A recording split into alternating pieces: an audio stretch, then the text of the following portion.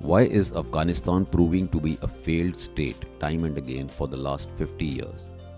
Why is it proving to be time and again prone to external influences, homegrown insurgencies, and power struggles? Moving west to east, Iran, Afghanistan, and Pakistan. All three countries have similar geostrategic importance for any exploitation by an external power. However, there are some crucial differences which help you understand why Afghanistan is far more susceptible compared to Pakistan or Iran. Iran's western part falls in the Gulf region, which has rich oil reserves. Its economy is therefore far more stable than Afghanistan. In some of the Gulf countries, including Iran, because of the rich resources and globalized economies, these countries have survived onslaught attempts by superpowers. Southern portion of Pakistan is much more fertile and developed than southern portions of Afghanistan. Pakistan was fully administered by Britain for almost 200 years, wherein railways, other means of communication, governance, these were all inherited from the British. Most importantly, Britain left a well-trained army with Pakistan when they left. Moreover, Iran and Pakistan are today declared or undeclared nuclear states. It is not in the interest of any nation to directly confront Iran and Pakistan. Iran being closer to the Arab world, the level of Islamist activism is higher than Afghanistan as well as Pakistan. It may have made the country more conservative, but this has brought in stability. Taliban practices Islamist activism as well. Many say that had Taliban not given shelter to Al-Qaeda, Taliban's first stint in power might have become as effective as Iran. It is this reason why many feel that Taliban will not repeat their mistake this time and might be successful in running an ultra-conservative government in Afghanistan for a long time, provided they are left to themselves by the superpowers and the regional powers. If left to themselves, in the past, some Afghan rulers have managed to give their countries stable periods of governance. Let us see in this video how these very critical differences, that is terrain, poor economy, lack of literacy, development and means of communication, all led to infighting amongst ethnic groups, inter-ethnic and intra-ethnic, lent themselves to be exploited by external powers to pursue their own geopolitical agendas and selfish interests. These geopolitical and financial agendas could have been achieved through Iran and Pakistan as well, but for these crucial differences as discussed above.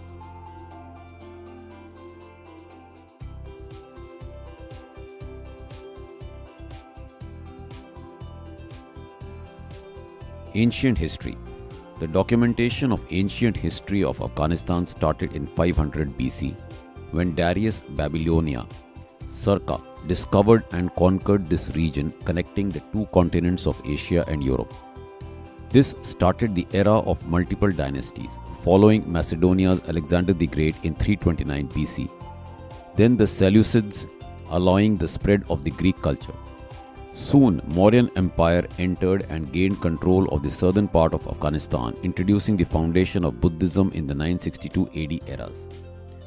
Ghaznavid dynasty brought in Islam. In 1219, Genghis Khan held the power in Afghanistan through the Mongolian Empire. Correspondingly, Christianity and Hinduism also emerged in the country.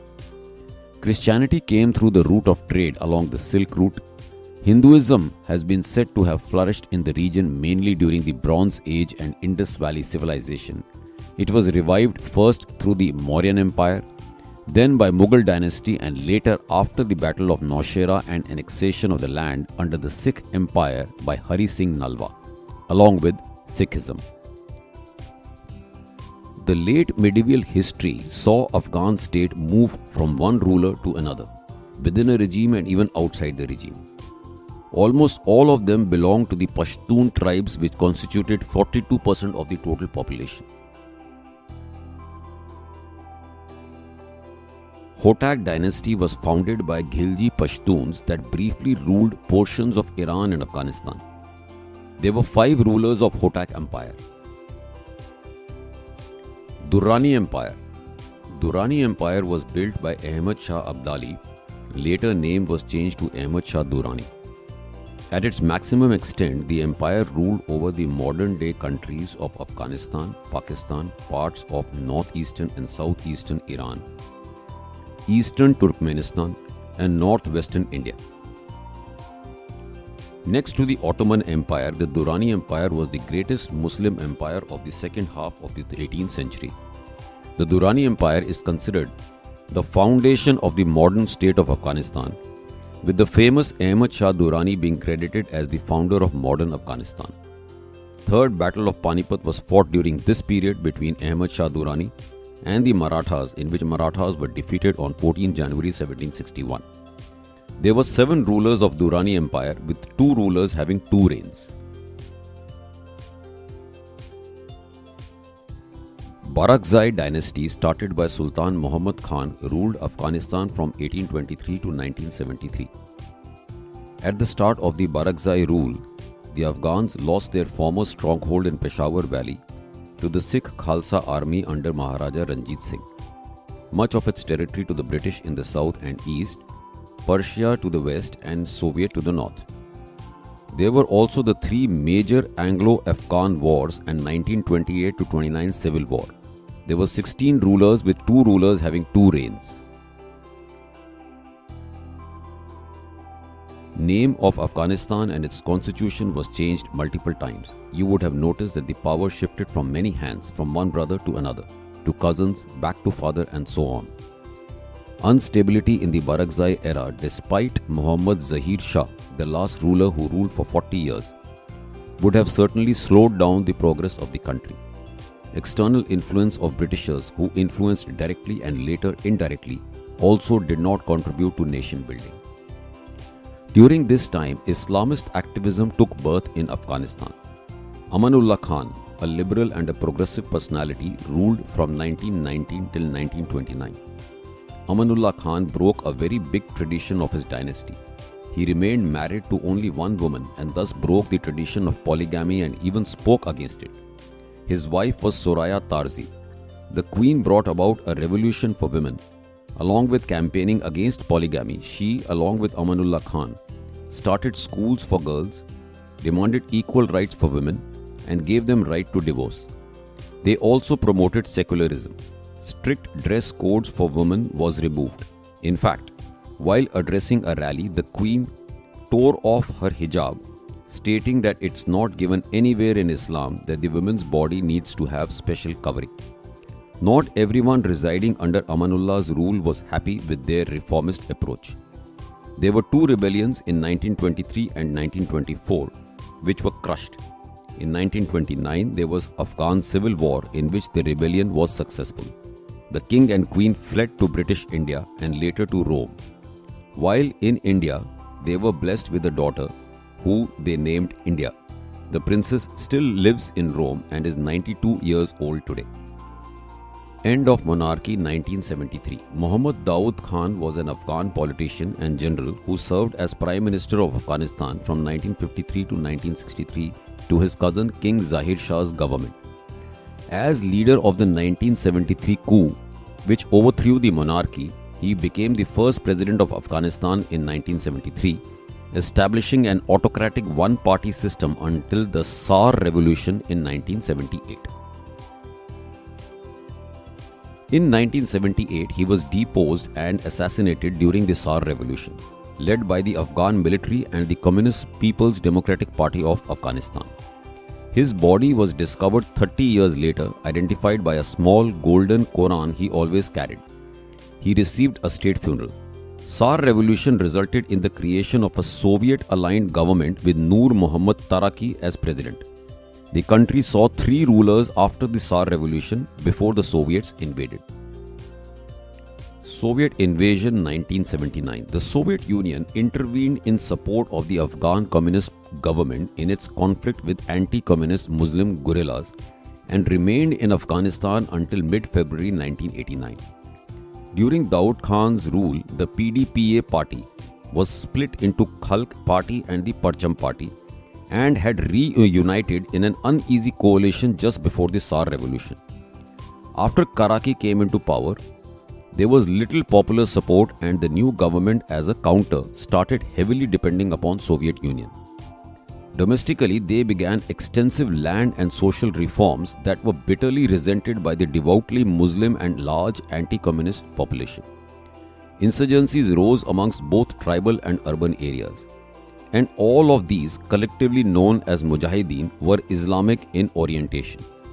These uprisings, along with the infighting amongst the ruling parties, prompted the Soviets to invade the country on the night of December 24, 1979.